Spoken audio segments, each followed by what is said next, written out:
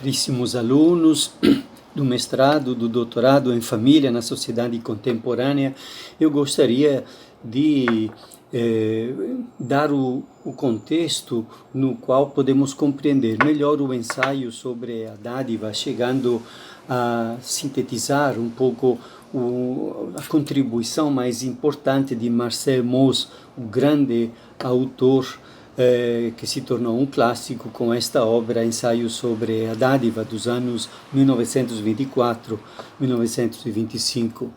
Veja, mas eu queria fazer uma introdução antes sobre o contexto no qual se encontra a família contemporânea. Poderíamos dizer assim, o panorama atual dos estudos em família atualiza a complexidade deste objeto, devido à complexidade também da convivência na sociedade contemporânea.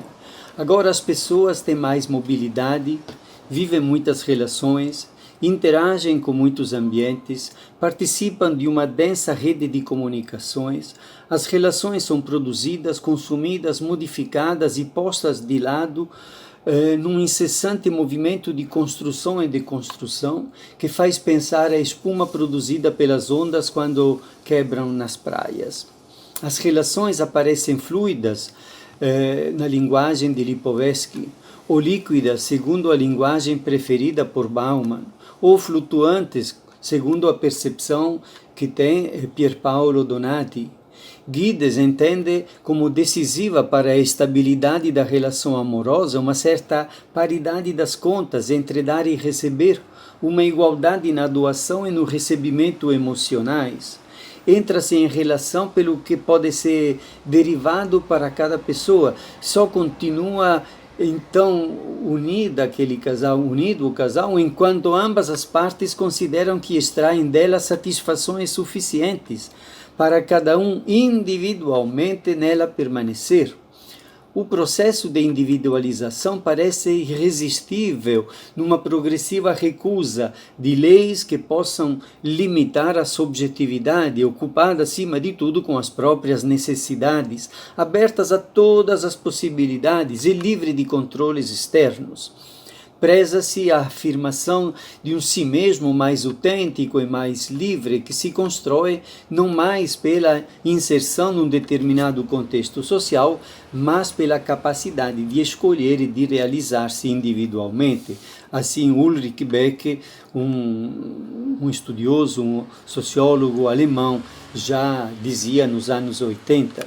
Por outro lado, François de Sangly observa a mesma dinâmica orientada para a construção da identidade individualizada. No entanto, segundo este autor francês, isto não desvaloriza a família, que é percebida como importante para ajudar cada um a realizar-se como pessoa autônoma. No entanto, diversos autores, especialmente os franceses e os que eles se inspiram, aprofundam o tema da individualização como tendência emergente na cultura contemporânea. Todavia, nestes estudos, nós podemos identificar outra característica que é própria do utilitarismo burguês, que continua a mover-se a partir do cálculo das conveniências. O cálculo das conveniências determina o andamento das relações de intimidade. Ao mesmo tempo, a distribuição do poder tende a delinear as modalidades das interfaces entre os sexos e entre as gerações, com disponibilidade para avaliar o reconhecimento de direitos e deveres recíprocos, imediatamente invocados quando a relação perde força. Podemos dizer que o mercado coloniza o mundo da vida. Os estudiosos da família brasileira tendem a valorizar a pesquisa empírica e as redes de solidariedade constituídas pelas relações familiares e de parentesco mais amplo.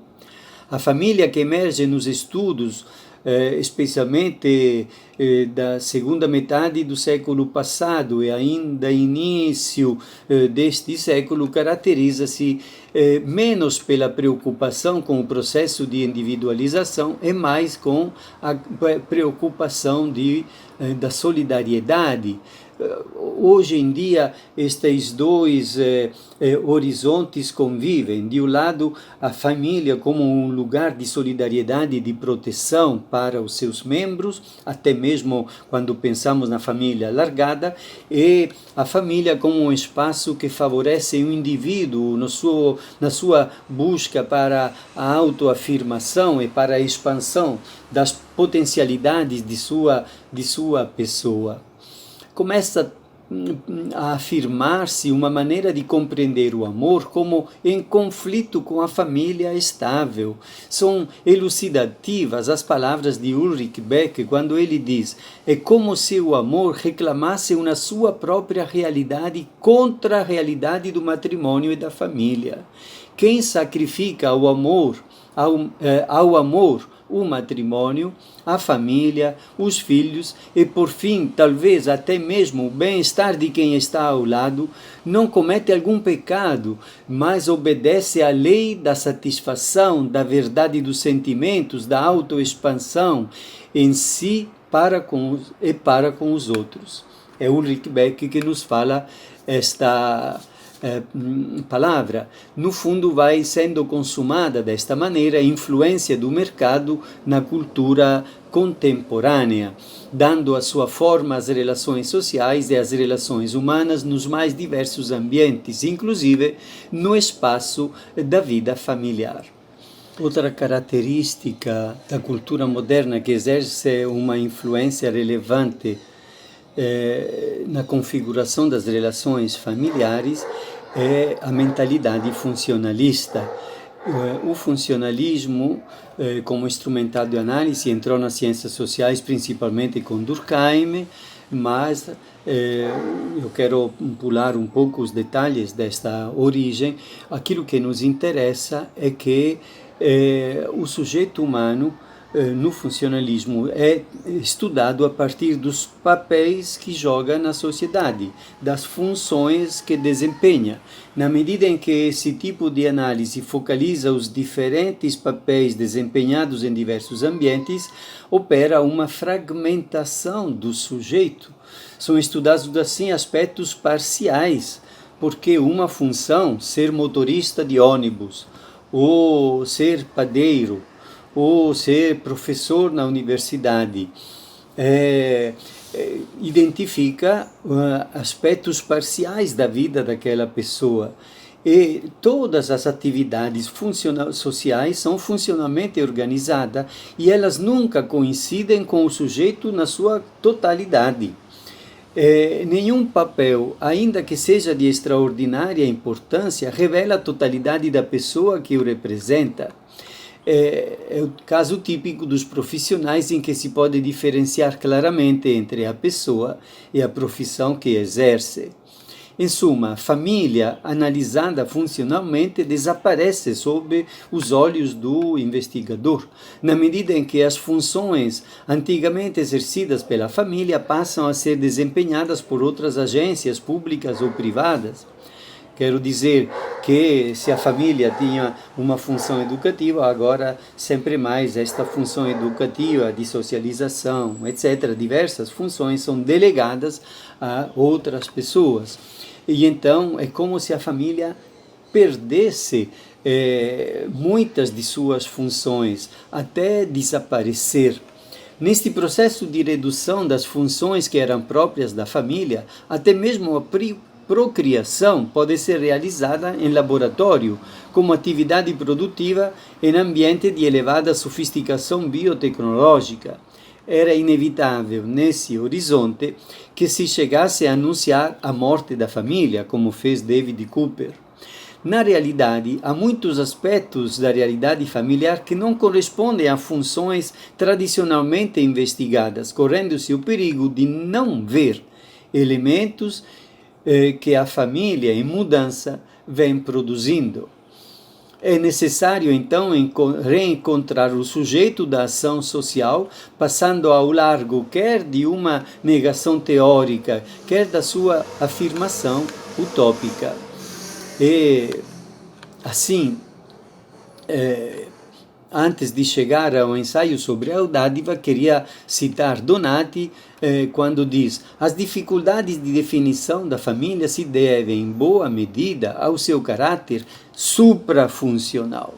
Isto é, ao fato que a família não existe para satisfazer uma ou algumas funções sociais, mas uma gama potencialmente indefinida, enquanto a família é uma relação social plena, ou seja, um fenômeno social total, que, direta ou indiretamente, explícita ou implicitamente, implica todas as dimensões da existência humana, das biológicas às psicológicas, econômicas, sociais, jurídicas, políticas, religiosas, etc. E isto também em sociedades altamente diferenciadas e funcionalmente especializadas como a nossa. Por causa desta sua suprafuncionalidade, o símbolo da família é um dos mais fortes, estáveis e relevantes no tempo da vida social, desde o início da história humana até hoje. Podemos dizer, porque quando se fazem sondagem de opinião, como aconteceu com a Datafolha em 2007, 92% dos entrevistados disseram que a coisa mais importante na própria vida é a família, porque é o único lugar onde a pessoa entra em jogo com a sua totalidade.